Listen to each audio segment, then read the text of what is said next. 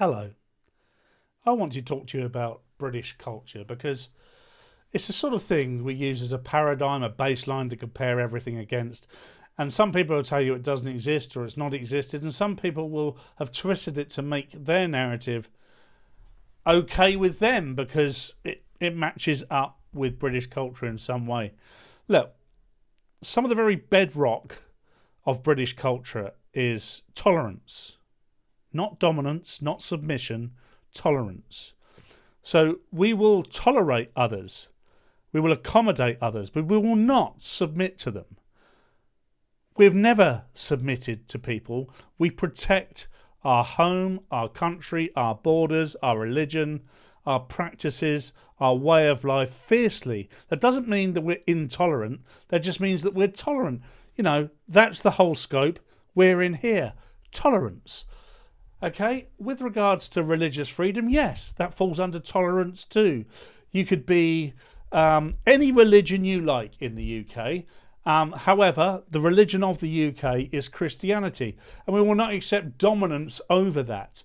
You are free to practice your religion. You're not free to dominate your religion over our religion and over our practices. I hope that makes things a little clearer in terms of tolerance, because there's a lot of people out there that believe that tolerance means submission, giving in, capitulation, and just surrendering to what other people want to make them feel better.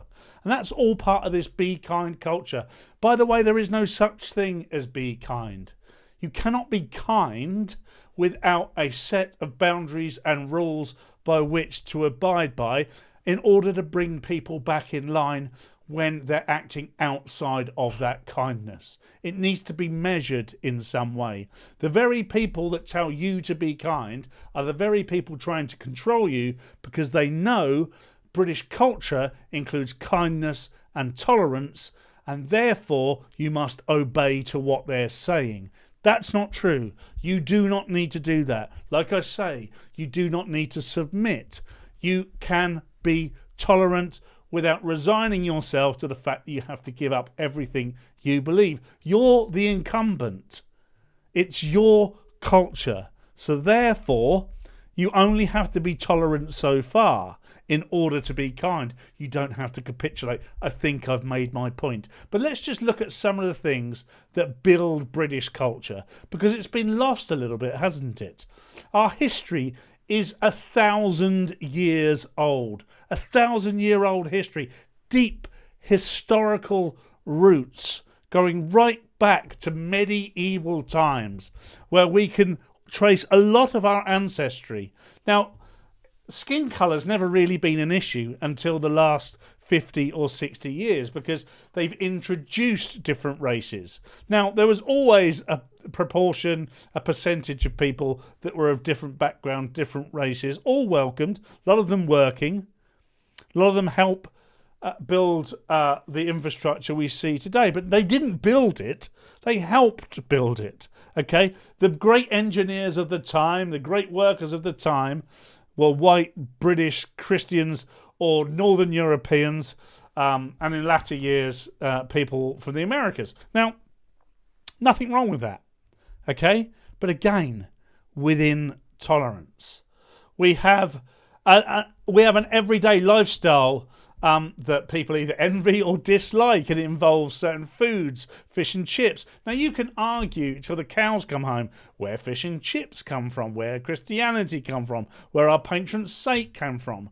All of these things are niff-naff and trivia, really, because our principles and lifestyle, everyday lifestyle, are built on the people that have lived here for 1,000 years. So, tea, for instance, quite clearly not English, quite clearly not British, but a big part of our day-to-day life. We like it a certain way. It makes us what we are. Don't come in and change it, because we get upset. Do you put the milk in first? Do you not put the milk in first? These are the discussions that we have. The weather, pointless queuing, standing in line forever and ever. It seems pointless. It's not pointless whatsoever. A society, a great society, the British culture, the society of the British peoples, English, Scottish, Welsh, Northern Irish, has been built on the patience, decorum, decency it takes to queue in line for something. This day and age, that is just seen as something old-fashioned, not necessary. But it's not just queuing. We're not subservient. We're recognising fairness. Fairness in our fellow man. Because that man has also come from the ancestry that we have come from too. And we respect that. Our pub culture. People laugh at this like pub culture is something for the working class. It's not for the working class, it's for every class. That's the great thing about pubs. You go near London Bridge, there's a thing called the, what do they call it? The banker and the barrow boy, right? That's the name of the pub on London Bridge, right near Borough Market. And the reason it's called that is because people from the City of London would come across the bridge, and people from Borough Market would go into that pub and they'd eat, drink and be merry together. Tolerance of one another, people from across the classes. One of the reasons pubs don't exist in the way they used to now is because the incumbent culture has been overtaken so much, we've been so overly tolerant that the pub culture's no longer required. They don't meet in pubs, they don't drink alcohol, they have their own places, they stay in their own clans. So when you see what happened in Trafalgar Square this week, which is just, some pretty, on the face of it, pretty innocent praying towards the end of Eid for those of the Muslim faith, and what happened in West Ham in the park this afternoon, and I'm saying this on the day of Eid, all seems pretty harmless. But when you add it all up and you see the incumbent culture being eroded away day after day after day, the people in power not protecting it, the leftist London liberal elites, the grifters, the race grifters, those that make their money out of their being racism, they don't say anything because it works for them. The people in power need those people to have the votes to stay in power. The grifters, the race baiters, they need it to get the clicks, the likes and the revenue on social media. It's an ecosystem in which they all work. But underpinning that was a great culture. The fish and chips, the tea, the pubs, the weather talk. We talk about the weather endlessly. All these things kind of seems maybe silly to some. Not silly to me and not silly to many. They make our culture what it is. It's what our parents, our grandparents, our great-grandparents spoke about. It's something we can relate to them by. It's really super duper important to maintain that. Each other country, each other nation is allowed its culture and is allowed to protect its culture. You go to Japan, I know it's an old adage, it's an old comparison, but there's no such thing as multiculturalism in Japan because they protected their culture. Yet over here we go, look at Japan, what a wonderful place. People on the left, people on the right.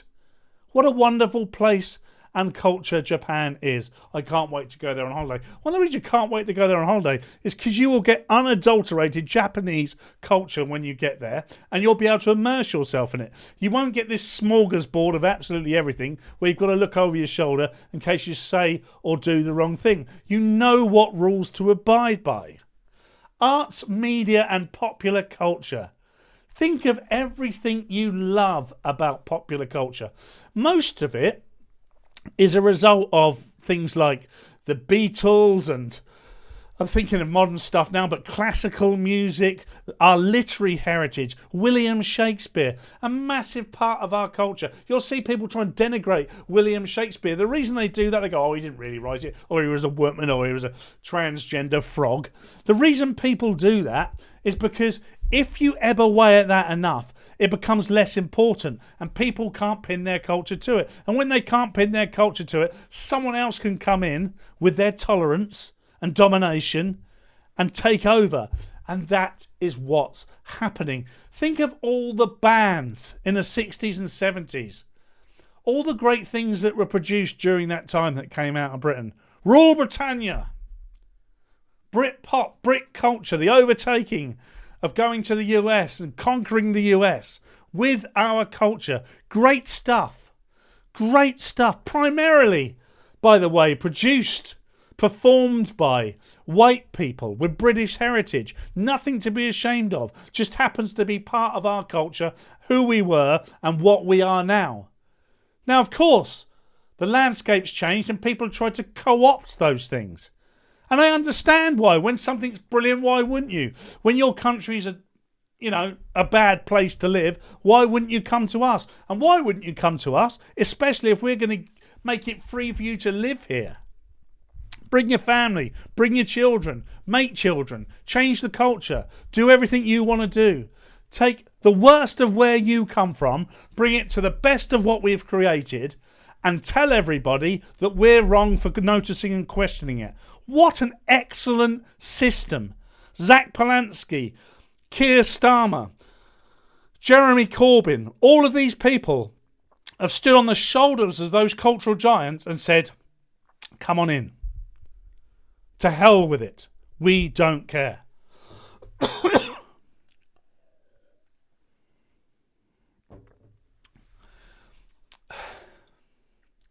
Sports and leisure.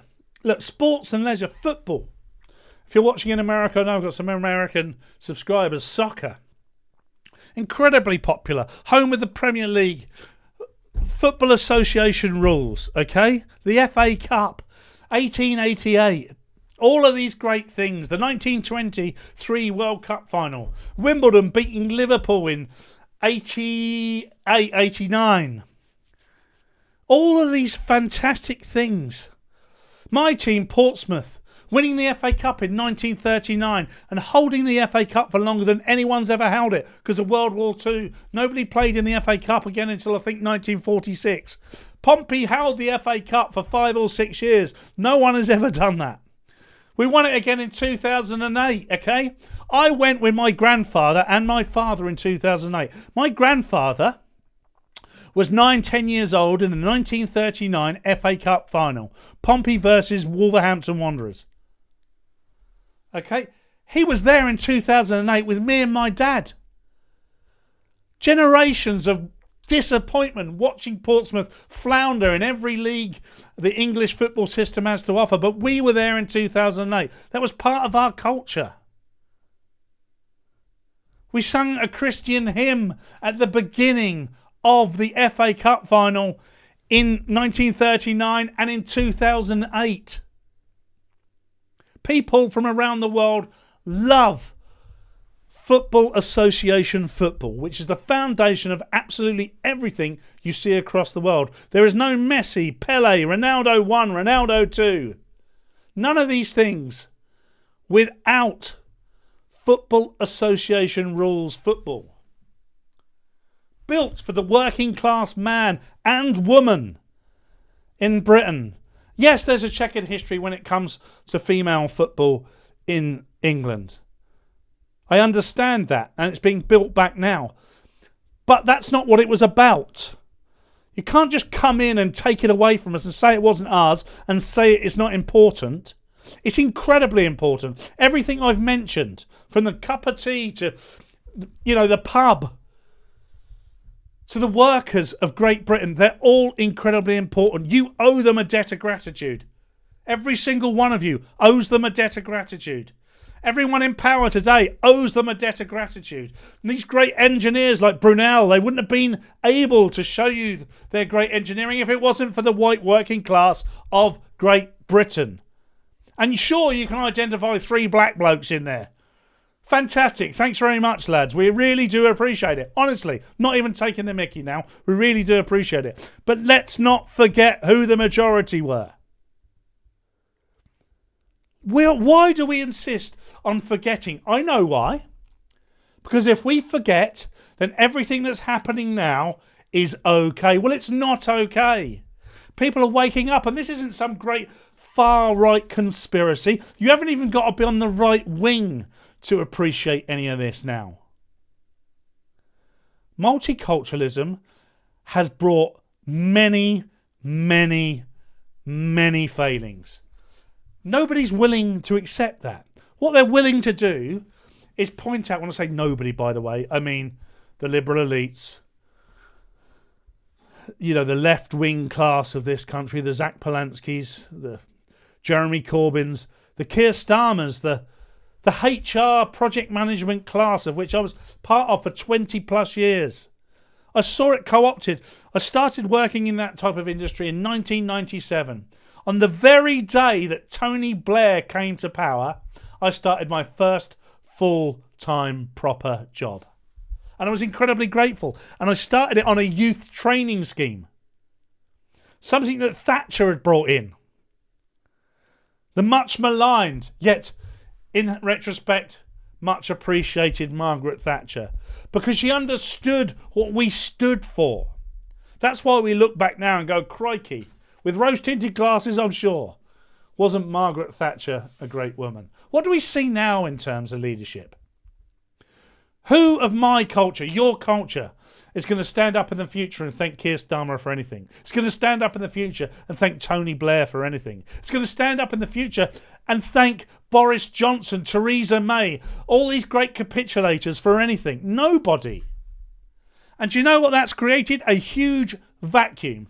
And that's where Nigel Farage, Restore UK, Advance UK, and of course the Green Party have been able to fill their boots. Wimbledon, cricket. I mean, we have no culture.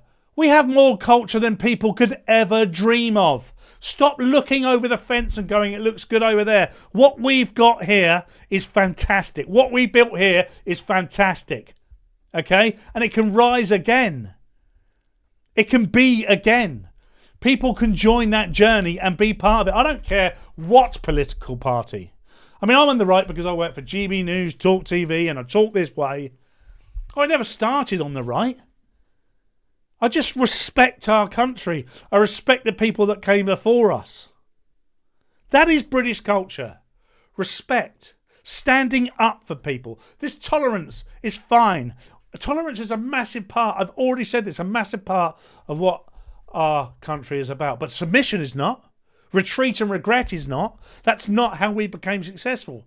Now, if you were to chat GPT or even Grok or ask Google about British culture, it would probably list all the things I've just mentioned. And then right at the very end, as a last minute addition, it will say multiculturalism. Now that's okay, but it's bullshit. It's utter bullshit. It's not part of the British culture. Some multiculturalism is part of British culture because we had a huge empire. And therefore, we imported a lot of those people. And there was a time where the ratio of mix, in order for multiculturalism to work, was at about the right amount. Now, I'm not going to stay here now what exactly that was. I don't know what that was, but I'll tell you what it isn't. It isn't this. It isn't this at all. And multiculturalism is not part of the bedrock of Great Britain. All the other things I did not come from multiculturalism.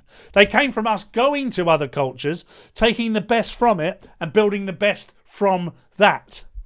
And people have made that bad as well. Oh my God, you took from others and created something. Everybody takes from... What do you think's going on today? Every single thing you see today, the huge Muslim community has come to this country because we are great. We are Great Britain, and they've come here and they've not adapted. They don't want to adapt. They want to come here and dominate. And we can stop that. We don't need to come here and assimilate. That's one thing. Come here and dominate. Absolutely not. I've just spoken now for the best part of 20 minutes without stopping for breath, without any script, without any real notes. I just wanted to tell people what I believe British culture is. Tell me in the comments what you think British culture is. Tell me if I'm right. Tell me if I'm wrong. If you like this video, please like and subscribe. Share at Paul Cox Comedy on every platform. But until next time, keep it real.